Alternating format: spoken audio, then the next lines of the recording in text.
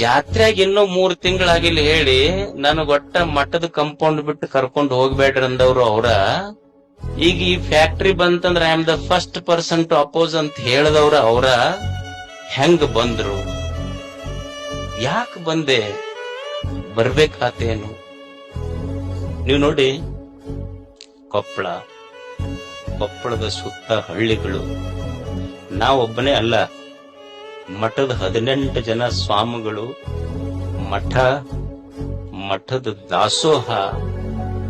ನಿಮ್ ಮನೆಗ್ ಬರ್ತೀನಿ ನಾನು, ಮನಿಗ್ ಬಂದು ಪಾತ್ಪೂಜೆ ಮಾಡ್ಕೊಂಡಿರಿ, ನನ್ ಜೋಳಿ ಕಾಣಿಕ ಹಾಕಿರಿ, ಕೊಟ್ಟಿರಿ, ಮಠಕ್ಕೆ ಧಾನ್ಯ ಕೊಟ್ಟಿರಿ, ಇಸ್ಕೊಂಡ್ ಬಂದು ಜಾತ್ರೆ ಮಾಡಿ ಭಾರಿ ಸ್ವಾಮಿಗಳಪ್ಪ ಜಾತ್ರೆ ಮಾಡ್ತಾರಂತ ಅನಸ್ಕೊಳ್ಳೋ, ಅಥವಾ ಯಾವ ಜನರು ಭಕ್ತರು ಮಠದ ಎಲ್ಲ ಸ್ವಾಮಿಗಳಿಗೆ ಅನ್ನ ಕೊಟ್ಟು, ಮಠದ ಮಕ್ಕಳಿಗೆ ಭಿಕ್ಷಾ ಕೊಟ್ಟು, ಮಠದ ದಾಸೋಗ ನಡೆಸಿದಂತ ಭಕ್ತರ ಕಷ್ಟದೊಳಗಿದ್ದಾಗ ಒಂದು ಧ್ವನಿ ಎತ್ತಲಿಲ್ಲ ಅಜ್ಜ ಅನ್ನುವ ಆತ್ಮಸಾಕ್ಷಿ ವಿರುದ್ಧ.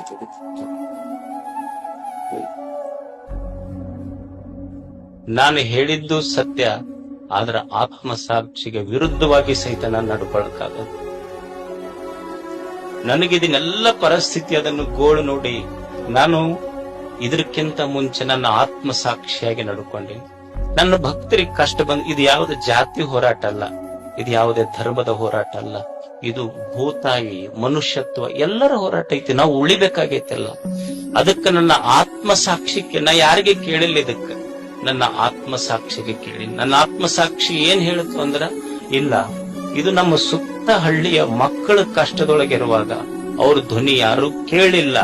ಕೇಳದೆ ಇರುವಾಗ ಅಜ್ಜ ನೀವು ಒಂದ್ ಹೇಳಲೇಬೇಕು, ಮುಂದಿಂದ ನನಗ್ ಗೊತ್ತಿಲ್ಲ, ನಾ ಹೇಳದೆ ಇದ್ರ ತಪ್ಪಾಗತ್ತೆ ಅನ್ನುವ ವಿಷಯದಿಂದ ನನ್ನ ಎಲ್ಲ ಬಾರ್ಡರ್ ಅನ್ನ ಕ್ರಾಸ್ ಮಾಡಿ ನಾ ಬಂದು ಇದಕ್ಕೆ ಹೋರಾಟಕ್ಕೆ ಇದನ್ನ ಮಾಡಬೇಕು ಮಕ್ಕಳಿಗೆ.